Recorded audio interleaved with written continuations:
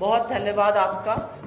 मंच पर बैठे हुए छत्तीसगढ़ के पूर्व मुख्यमंत्री और एआईसीसी में राष्ट्रीय महासचिव भूपेश बघेल जी, छत्तीसगढ़ के अध्यक्ष दीपक बैद जी, सीएलपी महंत जी, जरिता जी एआईसीसी सचिव, मीडिया के प्रभारी यहाँ पर सुशील शुक्ला जी, विजय जांगीर जी, मलकीत सिंह जी और तमाम मेरे जितने भी सहयोगी मीडिया डिपार्टमेंट और बाकी डिपार्टमेंट से हैं, आप सबका अभिवादन। और यहाँ पर आए हुए मीडिया को मेरा नमस्कार। ये पत्रकार वार्ता इस पूरे देश में कई शहरों में हो रही पत्रकार वार्ता में से एक है और ये पत्रकार वार्ता करना अनिवार्य है।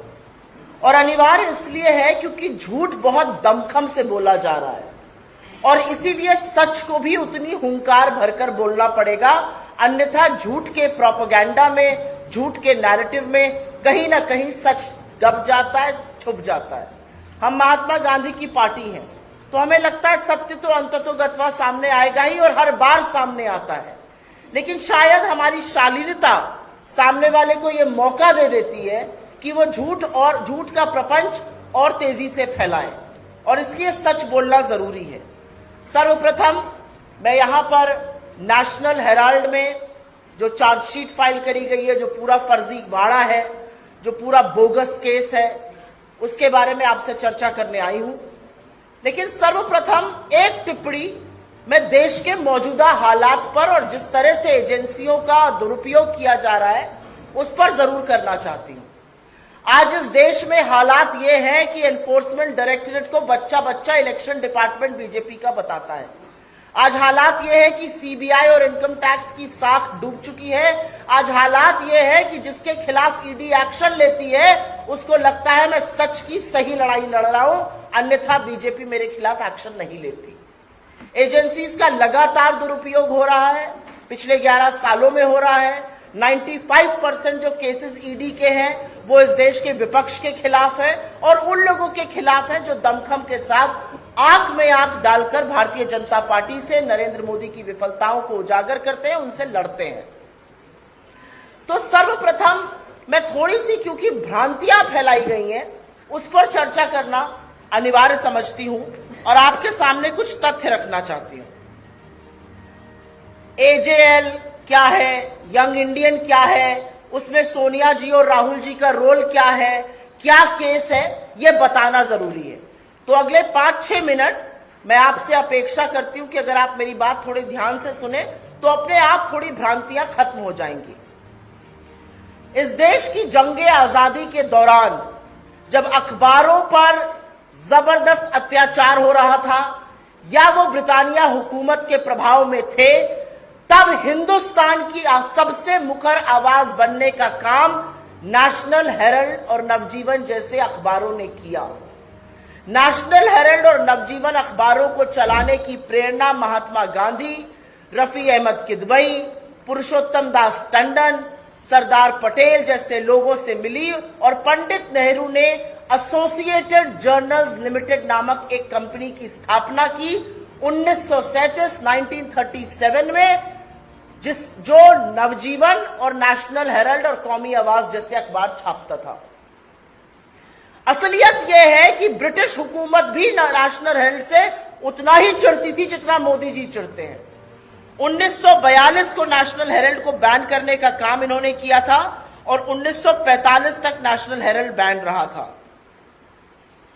अब बात करते हैं एजेएल पर संकट कैसे आया। एसोसिएटेड जर्नल्स लिमिटेड, जिसकी स्थापना आजादी के महानायकों ने की थी, क्योंकि ये एक नॉट फॉर प्रॉफिट पेपर था और ब्रिटिश हुकूमत से लड़ रहा था, जाहिर है ये फाइनेंशियल क्राइसिस से गुजरा।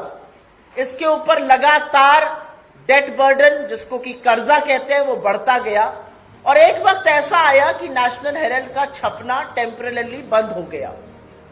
नेशनल हेरल्ड कर्ज में डूबा और तब कांग्रेस पार्टी ने, और यह बात ध्यान से सुनिएगा क्योंकि यहां पर झूठ नंबर 1 बोला जाता है, तब कांग्रेस पार्टी ने नेशनल हेरल्ड की कंपनी एसोसिएटेड जर्नल्स लिमिटेड को 90 करोड़ का लोन दिया। ये लोन एक साथ नहीं दिया गया, ये लोन 100 बैंक ट्रांजैक्शन और चेक के माध्यम से दिया गया। इसका सारा ब्यौरा, इसका स्टेटमेंट हमारे जो पार्टी का स्टेटमेंट है उसमें है, जो पीपल्स ऑफ रिप्रेजेंटेशन एक्ट के अंतर्गत हम हर साल ईसी को देते हैं। यह लोन 90 करोड़ का था, 100 बैंक ट्रांजैक्शंस और चेक के माध्यम से दिया गया। लेकिन क्योंकि एजेएल पर बहुत ज्यादा कर्ज था, और इस लोन का क्या उपयोग हुआ, इस लोन से एजेएल के जो कर्मचारी थे उनको वीआरएस का पैसा, उनका प्रोविडेंट फंड, उनकी ग्रेच्युटी, उनकी रुकी हुई सैलरी, इलेक्ट्रिसिटी बिल इत्यादि पे किए गए। लेकिन कोई भी कंपनी, और आप में से जो थोड़ा बहुत आर्थिक जगत से संबंध रखते हैं, कोई भी कंपनी अगर कर्ज के तले दबी हुई है तो वो नहीं चल सकती है। लेकिन उसको बोलने से पहले मैं आपको पहला झूठ बता देती हूं। पहला झूठ ये बोलते हैं कांग्रेस पार्टी पैसा कैसे दे सकती है। ये मामला 2012 में पूरी इलेक्शन कमीशन की बेंच के पास गया और पूरी इलेक्शन कमीशन की बेंच ने रूल किया कि कांग्रेस पार्टी ये लोन दे सकती है, इसमें किसी नियम और कानून का उल्लंघन नहीं हुआ है। This is an order from the complete bench of the election commission. ये पहला झूठ यहीं पर ध्वस्त होता है, क्योंकि झूठ ये जोर से बोला जाता है। खैर, इस कर्ज को, 90 करोड़ के कर्ज को कर्मचारियों को देने में, बिल चुकाने में इस्तेमाल किया गया। लेकिन क्योंकि कंपनी पर कर्ज इतना ज्यादा था, वो ऑपरेशन नहीं कर सकती थी। इस समय एजेएल के 760 शेयर होल्डर थे, 760 शेयर होल्डर्स। आप में से कुछ लोगों के पास कंपनीज के शेयर होंगे, किसी के पास रिलायंस के होंगे, किसी के पास टाटा के होंगे, किसी के पास किसी बिरला कंपनी के होंगे। आप एक शेयर होल्डर है। वैसे ही एजेएल के 760 शेयर होल्डर थे, और तब एजेएल के कर्जे को इक्विटी में कन्वर्ट किया गया। यह बहुत कॉमन प्रैक्टिस है, यह हिंदुस्तान की अधिकांश कंपनियां रोज करती हैं, और खुद नरेंद्र मोदी जी की सरकार इसको एनसीएलटी में रोज करने का काम करती है। डेट को इक्विटी में कन्वर्ट करना एक बहुत स्टैंडर्ड प्रैक्टिस है। जब आप डेट को इक्विटी में कन्वर्ट करते हैं तो उसी इक्विटी को आप दूसरी कंपनी में ट्रांसफर करते हैं जो बीमार कंपनियों को चलाती हैं, और ऐसा हमने भी किया। हमने डेट को इक्विटी में कन्वर्ट किया और यंग इंडियन नाम के एक कंपनी बनी 2010 में, और ये सारी इक्विटी उसमें ट्रांसफर हुई जो डेट कन्वर्जन हुआ था। यंग इंडियन ने एजेएल का टेक ओवर नहीं किया, एजेएल के किसी एसेट का टेक ओवर नहीं किया, एजेएल की किसी इनकम, एक नए पैसे की इनकम एजेएल की यंग इंडियन के पास नहीं जाती है। यंग इंडियन एजेएल का 760 शेयर होल्डर थे, 761वां शेयर होल्डर बना। यंग इंडियन कंपनीज एक्ट के सेक्शन 25, जो पहले सेक्शन 25 था अब सेक्शन 8 है, उसके अंतर्गत एक कंपनी है। सेक्शन 25 या सेक्शन 8 के अंतर्गत जो नॉट फॉर प्रॉफिट कंपनी होती है, उसके शेयर होल्डर को, उसके किसी डायरेक्टर को एक नए पैसे की सैलरी, एक नए पैसे का डिविडेंड या एक नए पैसे का मुनाफा नहीं मिल सकता है। यंग इंडियन के शेयर होल्डर्स सोनिया गांधी जी, राहुल गांधी जी, ऑस्कर फर्नांडिस जी और मोतीलाल वोरा जी हुए। और वो इसलिए हुए क्योंकि उस समय सोनिया जी पार्टी की अध्यक्ष थी, राहुल जी महासचिव थे, ऑस्कर फर्नांडिस संगठन महासचिव थे, और मोतीलाल वोरा जी तब कोषाध्यक्ष मतलब ट्रेजरर थे। इसके दो डायरेक्टर सैम पिट्रोदा जी और सुमन दुबे जी हुए, लेकिन ये शेयर होल्डर नहीं थे।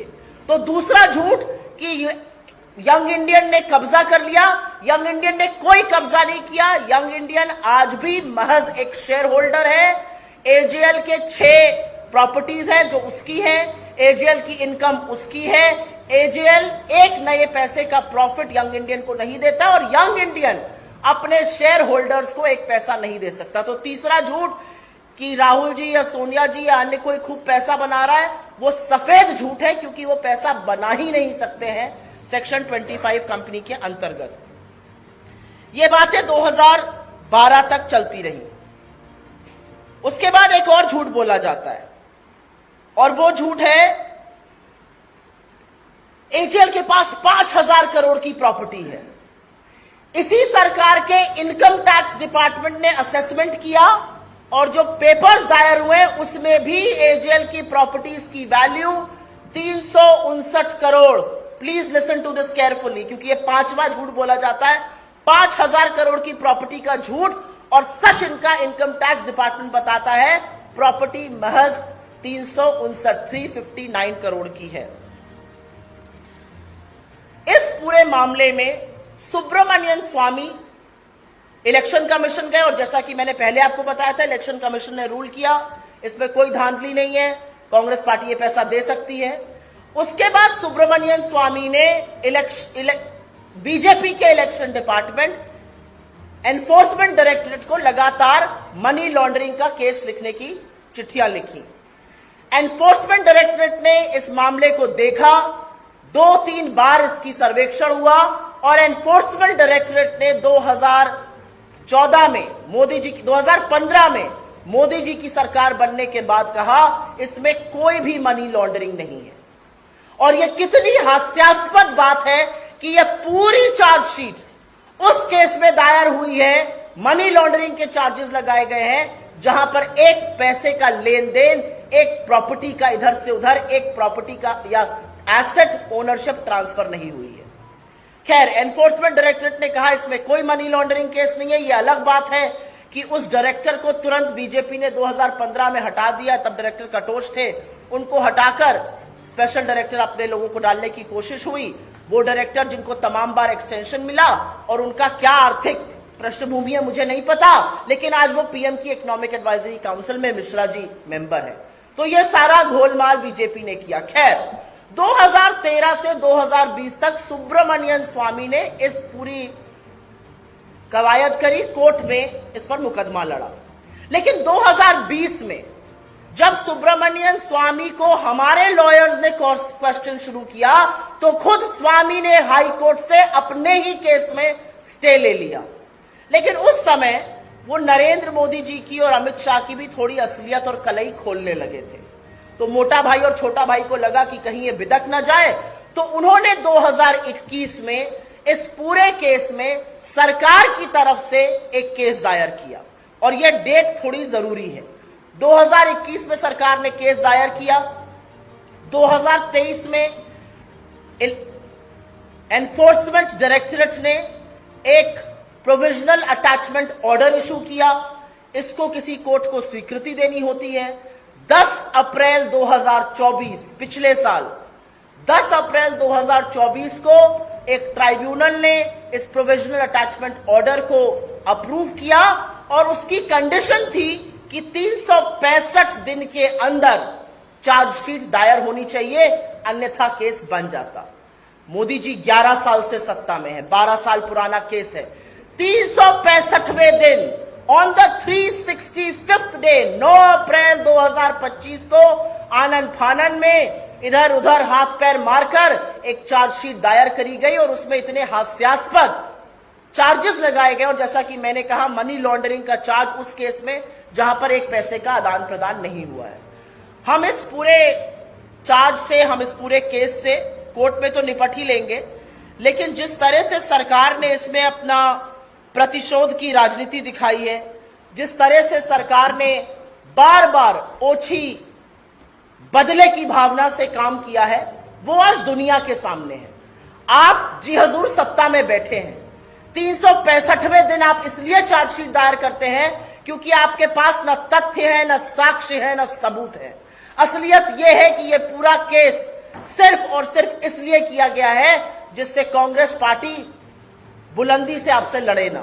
लेकिन हमारी लीडरशिप, हमारा नेतृत्व, हमारे अध्यक्ष, हमारे पूर्व अध्यक्ष और लोकसभा में नेता प्रतिपक्ष राहुल गांधी एकमात्र ऐसे व्यक्ति हैं जो आपसे आपकी आंख में आंख डाल के लड़ते हैं और कहते हैं कुछ भी हो जाए, मुझे उस कॉन्सिक्वेंस की, उसकी कोई चिंता नहीं है। आपने उनका घर लिया, कोई बात नहीं। आपने उनकी सदस्यता का षड्यंत्र रचा, कोई बात नहीं, वो फिर भी आपसे लड़ रहे हैं और यही डर आपको सताता है। और आपकी जानकारी के लिए बता दूं, एक छठा झूठ जो बोला जाता है, एजेएल तो जी, नेशनल हेराल्ड तो जी छपता ही नहीं है। नेशनल हेराल्ड और नवजीवन हर हफ्ते छपते हैं, नेशनल हेराल्ड, कौमी आवाज, नवजीवन की तमाम वेबसाइट्स हैं। असलियत एक ये भी है कि तमाम सोशल मीडिया हैंडल्स उनके ऑपरेट करता है एजेएल। और एक नया जो झूठ बोला गया, वो मैं अंतिम बात बोल के अपनी बात खत्म करूंगी कि हमारी हिमाचल की सरकार ने नेशनल हेराल्ड को इश्तेहार क्यों दिया। मध्य प्रदेश की आपकी सरकार ने, उत्तर प्रदेश की आपकी सरकार ने, महाराष्ट्र की आपकी सरकार ने, छत्तीसगढ़ की आपकी सरकार ने, राजस्थान की आपकी सरकार ने, हरियाणा की आपकी सरकार ने लगातार, मैं क्यों ना पूछूं कि ऑर्गेनाइजर और पंचजन्य को इश्तेहार क्यों दिया। और आप में से कुछ लोग, आप नहीं, आपकी जो साथी स्टूडियो में बैठकर बड़ी बड़ी बातें करते हैं और इस पर सवाल उठाते हैं, आपकी सैलरी भी सरकार के उन्हीं इश्तेहारों से आती है जो आपके चैनल में दिए जाते हैं और आपकी आवाजों को दबाया जाता है।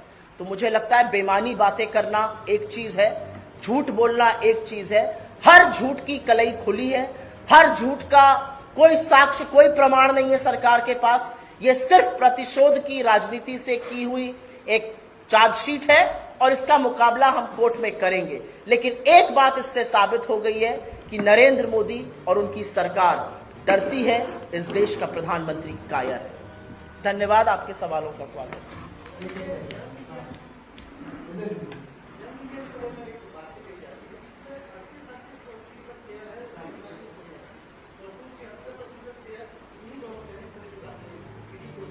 यंग इंडियन एक नॉट फॉर प्रॉफिट कंपनी है जो डेट 90 करोड़ की थी। जब वो इक्विटी में ट्रांसफर हुई तो कुछ शेयर बने, मान लीजिए 10 शेयर बने। 10 शेयर, अगर 4 शेयर होल्डर्स हैं तो 2.5 शेयर सबको मिला। इसमें क्या बड़ी बात है?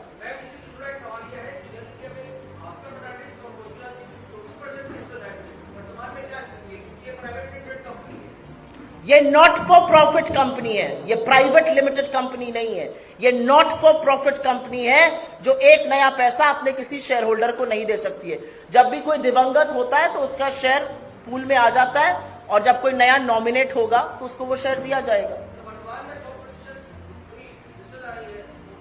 किसकी है? उस हिस्सेदारी से उनको क्या मिल रहा है? आप सवाल पूछ रहे हैं, मैं आपसे सवाल दोबारा पूछ रही हूं। सोनिया गांधी जी और राहुल गांधी जी के पास 38% शेयर है, उससे उनको क्या मिल रहा है? क्या वो एजेएल के मालिक बन गए? नहीं। क्या उनको एजेएल के जो 3, 4, 5 एसेट्स हैं, इस देश में कहीं कहीं कुछ बिल्डिंग है, उसकी मालिकाना हक मिल गया? नहीं। क्या वो एजेएल के बोर्ड पे है? नहीं। क्या एजेएल के यहां जो थोड़ा बहुत रेंटल किसी बिल्डिंग से आता है वो सोनिया जी के खाते में आ रहा है? नहीं। उन्होंने तो कर्ज को चुकाने के लिए एक कंपनी बनाई और उसमें उनकी शेयर होल्डिंग है। उससे उनको क्या मिल रहा है ये मैं जानना चाहती हूं। आप अगर अमूमन किसी और कंपनी में डायरेक्टर बनिए, और सरकार ने तो क्या बड़े बड़े लोगों को डायरेक्टर बनाया है। ओएनजीसी में अपने प्रवक्ताओं को घुसा घुसा के डायरेक्टर बनाया है। 20-20 लाख रुपए मिलता है साल का। यहां पर तो एक नया पैसा नहीं मिल रहा है क्योंकि not for profit section 25 company है। मैं कह रही हूं अगर 100% भी शेयर है, मिल क्या रहा है? आप मेरी बात समझ पा रहे हैं? मिल क्या रहा है ये मैं जानना चाहती हूं। आप किस चीज, आपको क्या दिक्कत है कि उन्होंने कर्ज चुकाया? आपको दिक्कत है कि वो एक नॉट फॉर प्रॉफिट में, यहां पे चार्ज आप किस चीज का लगा सकते हैं? अगर इनकम उनको आ रही होती तो आप कहते कि देखिए कर्जा चुकाकर वो इनकम खा रहे, 1 पैसे की इनकम उनको नहीं आ रही है। अगर उनको डिविडेंड मिल रहा होता तब भी आप ये बात कह सकते थे। अगर उनको मालिकाना हक मिला होता तब भी आप ये कह सकते थे। उनको तो इसमें कुछ नहीं मिल रहा है, तो 100 नहीं 150% शेयर मिल जाए क्या फर्क पड़ता है? उनको मिल क्या रहा है इसमें?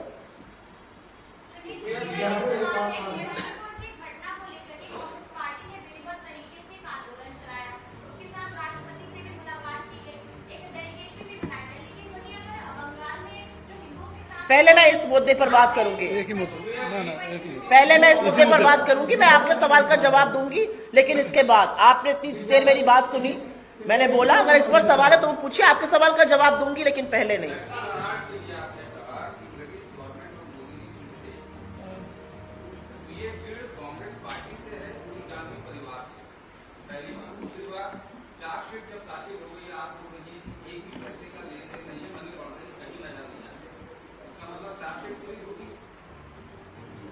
ये पहली चार्जशीट ईडी ने दायर करी है किसी विपक्ष की नेता के खिलाफ। 2014 के बाद से प्रत्यक्षम किम प्रमाणम, 2014 के बाद से लगातार झूठे मुकदमे विपक्षी नेताओं के खिलाफ चलाए जा रहे हैं। 95% केसेस विपक्षी नेताओं के खिलाफ चलते हैं। कमाल की बात यह है कि उनमें से अगर कोई भी एक विपक्षी नेता आपके वॉशिंग मशीन में नहाकर आपका गंगाजल और आपके सर से धुलकर निकल आता है, आपका पटका पहन ले, तो वो तो भाई उससे अच्छा कोई है ही नहीं, उसको आप गले लगा लेते हैं। चाहे वो हेमंत बिस्व शर्मा हो, चाहे वो नारायण राणे हो, चाहे वो मुकुल रॉय हो, चाहे वो शुभेंदु अधिकारी हो, चाहे वो येदियुरप्पा, कोई भी हो, आपसे जिसने गले मिल लिया उसके खिलाफ ईडी अपना केस बंद कर देती है और बाकियों के खिलाफ ईडी जाती है। क्या यह अचंभे की बात नहीं है कि जहां चुनाव अनाउंस हुआ विपक्ष के घर ईडी, जहां बड़ी जिम्मेदारी मिली ईडी के छापे। आपको ये कोइंसिडेंस लग रहा है? मोदी जी की किरकिरी सबसे ज्यादा कांग्रेस पार्टी से है और मोदी जी वस्तुतः राहुल गांधी से परेशान रहते हैं, क्योंकि राहुल गांधी बाकी लोगों की तरह लेश मात्र भी आपके साथ समझौता करने को किसी मुद्दे पर तैयार नहीं है। वो इस देश के युवाओं के लिए, इस देश के भविष्य के लिए, इस देश के पिछड़े दलित आदिवासियों के लिए उसी प्रखरता से सवाल पूछेंगे जो आज तक पूछते आ रहे हैं।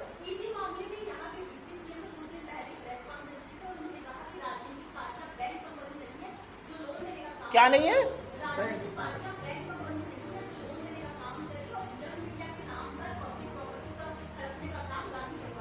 मैं आशा ही करती हूं कि यहाँ के जो डेप्यूटी चीफ मिनिस्टर हैं, जो उप मुख्यमंत्री हैं, वो थोड़े पढ़े लिखे होंगे और आर्थिक मामलों में थोड़ी सी अपनी दखल रखते होंगे और थोड़ा सा राजनीति को समझते होंगे।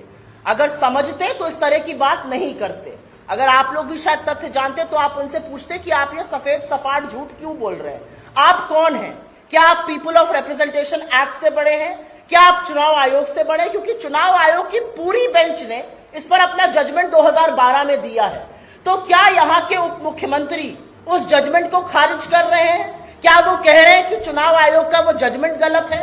क्या उनको इस बारे में जानकारी भी है? क्या वो नॉट फॉर प्रॉफिट कंपनी का मतलब भी समझते हैं? मेरे सामने अगर उप मुख्यमंत्री जी आए तो मैं सबसे पहले उनसे पूछूंगी, हर घंटे 5 नाबालिगों के साथ यौन शोषण के मामले सामने आ रहे हैं, उस पर बात करिए आप। ये तकनीकी और लीगली तौर पे जी, यंग इंडियन कंपनी की 5 लाख रुपए में 90 करोड़ के ट्रांसफर की निर्णय थी, तकनीकी रूप से लीगली तौर पे आपने हेडिंग की सही, लेकिन क्या नैतिक रूप से ही सही था? नैतिक क्या गलत है इसमें, आप मुझे समझाइए। तो मैं अगर डेट टू इक्विटी कन्वर्जन, आप यही पूछे ना कि 50 लाख के स्टैम्प पेपर पे 90 करोड़ की डेट इक्विटी में कैसे बदल गई, अगर ये नैतिक रूप से गलत है तो नरेंद्र मोदी की सरकार और उनके वित्त मंत्री जेल जाएंगे, क्योंकि यही काम सरकार एनसीएलटी में करती है, रोज करती है। यही काम सरकार एनसीएलटी में रोज करती है। जो कंपनियों पर कर्जा बढ़ जाता है, डेट बर्डन बढ़ जाता है, जिनकी रिस्ट्रक्चरिंग करनी होती है, सरकार रोज उन कंपनी की डेट को इक्विटी में ट्रांसफर करती है। छोटा सा एग्जांपल अभी मुझे याद आ रहा है, भूषण स्टील, टाटा स्टील को बेचनी थी, जहां तक मुझे याद है टाटा स्टील को ही बिकी थी भूषण स्टील, उनका पूरा डेट इक्विटी में ट्रांसफर किया गया। सरकार एनसीएलटी में रोज ये काम कर रही है। तो ये नैतिक है, ये संवैधानिक है, ये लीगल है, ये टेक्निकल है, ये तो मैं फैसला आप पर छोड़ देती हूं। लेकिन अगर ये नैतिक नहीं है तो सरकार ये काम क्यों कर रही है? सरकार को भी नहीं करना चाहिए। जो चीजें अर्थ जगत में अमूमन चलती हैं, जिस तरह से कंपनियां चलाई जाती हैं, वही हमने भी किया।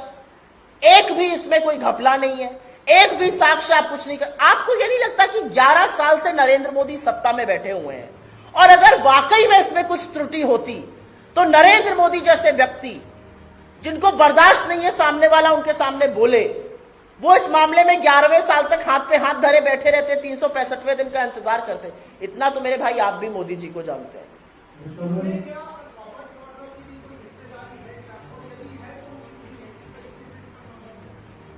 अब मुझे नहीं पता कि ये 7वां झूठ बोला जा रहा है, व्हाट्सएप पे आ रहा होगा, मुझे इसकी कोई जानकारी नहीं है। ना प्रियंका जी की, ना उनके परिवार के किसी सदस्य की इसमें कोई भी हिस्सेदारी है। मैंने 4 शेयर होल्डर्स के नाम आपको बताए, सोनिया जी, राहुल जी, ऑस्कर फर्नांडिस जी और मोतीलाल वोरा जी। 2 डायरेक्टर्स जो शेयर होल्डर नहीं है, non share holder director Sam Pitroda ji और सुमन दुबे जी हैं। एक कोई और फर्जी केस रॉबर्ट वाड्रा जी के खिलाफ जरूर चल रहा होगा। आपने उनसे 23,000 डॉक्यूमेंट लिए हैं, 20 साल से आप उनसे पूछताछ कर रहे हैं। मुझे तो ईडी के उन ऑफिसर पे तरस आता है जिनको कुप्रभावों के चलते ये सब करना पड़ रहा है। आपको मैं बार बार 20 साल बुलाऊं और वही सवाल दोहराऊं तो आपको मेरी क्षमता पर, मेरी कर्मठता पर तो सवाल उठाना चाहिए, और ये सवाल हम ईडी पर भी उठाते हैं। हर झूठे मामले में ये सिर्फ प्रतिशोध की गंदी राजनीति है और कुछ नहीं है। और कहीं ना कहीं ये रेप्यूटेशन को असैसिनेट करना है, कहीं ना कहीं ये लोगों की रेप्यूटेशन को, लोगों की छवि को बर्बाद करना है। लेकिन ये देश राहुल गांधी क्या है, सोनिया जी क्या है, समझता है। ये देश जानता है कि आप अगर 80 करोड़ लोगों को फ्री का भोजन देने का दम भरते हैं तो वो इसलिए भरते हैं क्योंकि सोनिया गांधी जी इस देश में खाद्य सुरक्षा बिल लेकर आई। आप मेरे देश को इस कगार पर ले आए हैं कि आज 83% इंजीनियर और 50% एमबीए के पास नौकरी नहीं है। पियोन की नौकरी आती है, वहां पर पीएचडी लाइन में खड़ा है। आपको पता है, इन सब बातों से अगर मुद्दे को भटकाना है तो ऐसी बातें शुरू कर दो जिस पर चर्चा होती रहे। एक चीज और भी पूछा कि जब ये मुद्दा उठा, आप लोगों का प्रदर्शन चालू हुआ, तो ये कहा जा रहा है कि कांग्रेस भ्रम फैला रही है और आरोपियों को बचाने की कोशिश कर रही है। इवनली बीजेपी के जो कार्यकर्ता है वो कांग्रेस कार्यालय के घेराव की कोशिश कर रहे हैं। बीजेपी के कार्यकर्ताओं में जंक लग गया, थोड़ी और घेराव की हमारी कोशिश करें। और मुझे ऐसा लगता है कि गलत के में नहीं है, क्योंकि जब इस देश में जंगे आजादी चल रही थी, जब स्वतंत्रता संग्राम चल रहा था, तो बीजेपी वाले माफीनामे और मुखबिरी कर रहे थे और हम अंग्रेजों से लड़ रहे थे। तो हमारे डीएनए में है गलत के खिलाफ बोलना, हमारे डीएनए में है शांतिपूर्ण प्रदर्शन करना, हमारे डीएनए में है अन्याय को न सहना। उनके डीएनए में नहीं है क्योंकि वो माफीनामे और मुखबिरी लिखने वाले लोग हैं।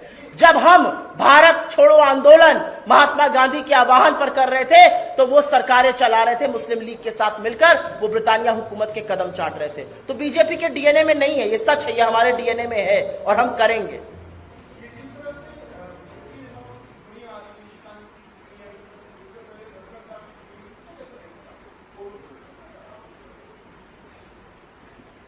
इस देश के सर्वोच्चतम न्यायालय के सबसे ऊंचे पद पर बैठे सर्वोच्च न्यायाधीश के खिलाफ बीजेपी का एक सांसद यह कहता है कि देश में गृह युद्ध उनकी वजह से चल रहे हैं। उससे पलड़ा झाड़ने का काम कुछ ही घंटों में बीजेपी के राष्ट्रीय अध्यक्ष जेपी नड्डा जी करते हैं। लेकिन पूरी की पूरी बीजेपी और तमाम मुख्यमंत्री उसके सपोर्ट में खड़े हुए हैं, ट्वीट कर रहे हैं, बयान दे रहे हैं। तो दो ही चीजें हो सकती है, या तो नड्डा जी बिल्कुल रबर स्टैंप है जो हम कहते हैं, या और ये सच है, आपको जो बुलवाना था आपने बुलवा लिया, आप धमकाना चाहते हैं और उसके बाद आप पलड़ा झाड़ने का काम कर रहे हैं। अगर इस देश में लेश मात्र भी कानून बचा है तो निशिकांत दुबे जी जैसे लोगों के खिलाफ कार्रवाई होनी चाहिए, जो खुद अपनी डिग्री फर्जी होने पर मुकदमा लड़ रहे थे।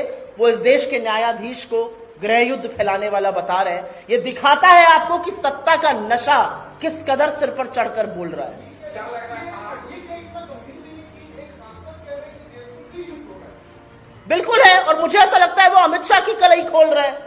अगर इस देश में गृह युद्ध हो रहा है, और मेरा मानना है मणिपुर में हो रहा है, अगर इस देश में गृह युद्ध हो रहा है तो ये किसकी विफलता है?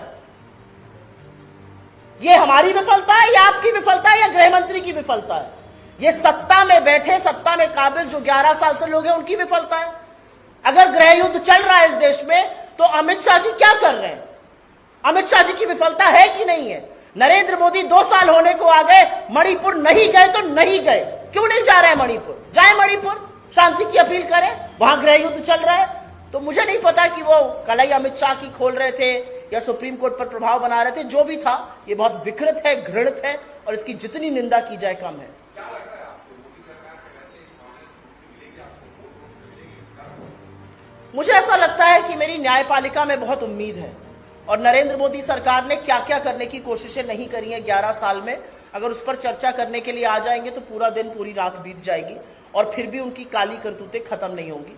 मैं पूरी तरह से आश्वस्त हूं क्योंकि केस में कुछ नहीं है। थोड़ा बहुत मेरा बैकग्राउंड अर्थ जगत से जुड़ा हुआ रहा है, 20-25 साल पत्रकारिता अर्थ जगत की ही करी है। एक भी ऐसा पॉइंट नहीं है जहां पर सरकार के पास कोई भी तथ्य है। इनफैक्ट सरकार की चार्जशीट अपने ही डिपार्टमेंट्स को कॉन्ट्रडिक्ट करती है। सरकार की चार्जशीट अगर मनी लॉन्ड्रिंग पर है तो पैसे का आदान प्रदान दिखाएं, पैसे का लेन देन दिखाएं। एक पैसे का लेन देन नहीं और मनी लॉन्ड्रिंग का आपने चार्ज लगाया हुआ है। तो मेरा अपना मानना है कि न्यायपालिकाओं पे हमें विश्वास है। ये सारी बातें मुद्दों से भटकाने के लिए, परेशान करने के लिए, छवि बिगाड़ने के लिए। नरेंद्र मोदी भी जानते हैं इसमें कोई भी ऐसी चीज नहीं है जिस पर वो कुछ प्रूफ कर पाए।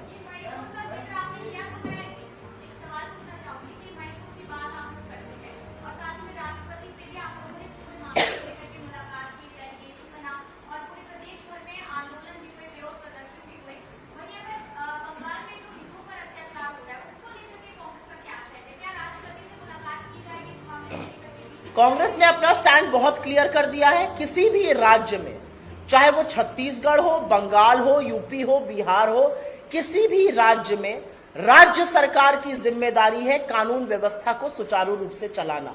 और अगर आपके यहां हमले हो रहे हैं, अगर आपके यहां वायलेंस हो रहा है, हिंसा हो रही है, तो राज्य सरकार की जिम्मेदारी है, वहां के पुलिस और प्रशासन का फेलियर है। लेकिन मैं पूरी शिद्दत के साथ यहां पर यह भी कहना चाहती हूं, जो घुसपैठ की दावे किए जाते हैं, तो अमित शाह जी झुंझुना बजाने के लिए है क्या? क्या करने के लिए अमित शाह जी सरकार में बैठे हुए हैं?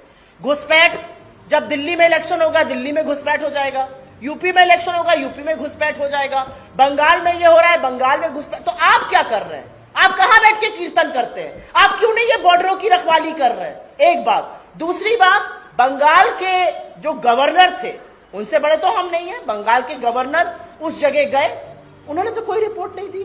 मैं तो चाहती हूं कि हर जगह का गवर्नर उतना सजग, उतना कर्मठशील हो जितना बंगाल का गवर्नर है। मणिपुर की गवर्नर ने भी तो चिट्ठी लिखी थी सरकार को और रो रो कर कहा था मणिपुर जल रहा है, बचा लीजिए मणिपुर को। आपको पता है ना उनके साथ क्या हुआ? उन गवर्नर को उनकी पोजीशन से हटा दिया गया और मणिपुर को कई महीनों के लिए गवर्नर विहीन कर दिया गया। तो इसमें क्या सवाल बनता है? असलियत यह है, सरकार जो राज्य सरकार है उसकी जिम्मेदारी है, और अगर वो विफल होती है हम उसके खिलाफ बिल्कुल आवाज उठाते हैं। अगर मैं कह रही हूं कि राज्य सरकार, पुलिस और प्रशासन का फेलियर है तो मैं बिल्कुल आवाज उठा रही हूं। लेकिन किस हर चीज में ओछी, गंदी, भोंडी राजनीति करना यह बीजेपी का चरित्र है, हमारा नहीं है।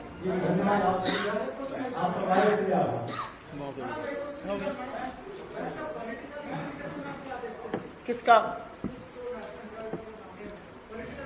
इसका पॉलिटिकल इंप्लीकेशन 4 साल का बच्चा आपको बाहर सड़क पे बता देगा कि नरेंद्र मोदी डरपोक है, उनको बिहार के पहले मुद्दा भटकाने के लिए एक विषय चाहिए था और वो कर रहे हैं। उनको लगता है कि क्योंकि कलई खुल रही है अडानी पर और तमाम चीजों पर, वो इस तरह की चीजें कर रहे हैं। इसका पॉलिटिकल इंप्लीकेशन ये है। धन्यवाद।